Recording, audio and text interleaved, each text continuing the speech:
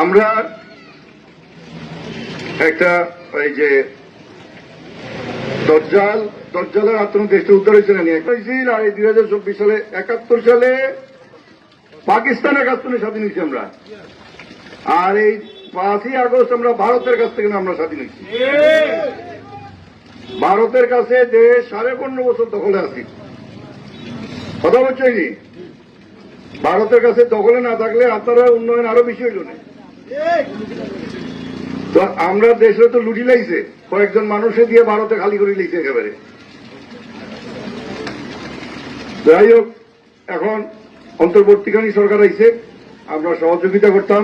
তারা এই 15.5 বছরের দুষ্কর্ম এবং লুটপাট এবং এই যে লুট, মানে কি ধরনের যে লুট, এটা তো চিন্তার বাইরে। তো 1.5 লক্ষ কোটি টাকা দেশের টাকা মারিয়ে দিয়ে নিয়ে গেছে গিয়া হাসিনায়। আর কিতা হইতো, আমরা নেতারা হইতো চোর হইয়া হইতো, আর নিজে চুরি করে পাতিল লাগান পুকুর চুরি।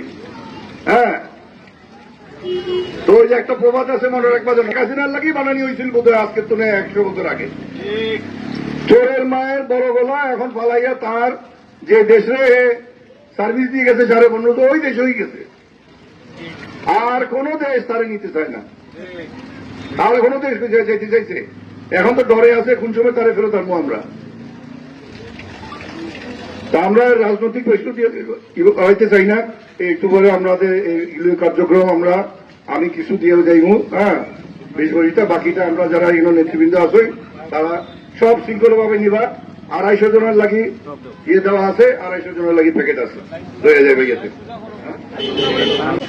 মানে চরম বিধ্বংসী একটা যে এই ফ্লাডের মানে আপনারা এফেক্টেড হয়েছে, আপনারা যে ক্ষতিগ্রস্ত হয়েছে। আমি 10 দিন আগে আইছিলাম, তখন তো রান পর্যন্ত পানি, কোমরের ঠিক নিচ পর্যন্ত। এদিকে এরা আগে হয়েছে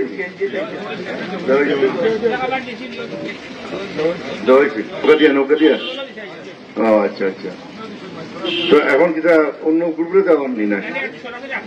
ও এই তাহলে ক্ষতিগ্রস্ত সবাই সাহায্য করা আমরা নৈতিক দায়িত্ব, এবং সেটার আলোকে আমরা তো আমরা বাংলাদেশ জাতীয়তাবাদী দলের পক্ষ থেকে এই ত্রাণ সামগ্রী দেওয়ার, ঠিক আছে। এবং আমরা এই ধরনের পরবর্তীতে আপনারা যারা ক্ষতিগ্রস্ত হয়েছেন আমরা দেওয়ার চেষ্টা করি। মানুষ তো অনেক, হ্যাঁ, কিন্তু পর্যায়ক্রমে এটা দিতে হইবে, একবারে তো পারা যায় না, সাইডেও পারা যায় না। তো আজকে আমরা কতজনকে দিলাম? আচ্ছা, আজকে আমরা 300 জনের মাঝে আর 250 জনের মাঝে আমরা এই ত্রাণ সামগ্রী বিতরণ করবো। সবাই ধন্যবাদ।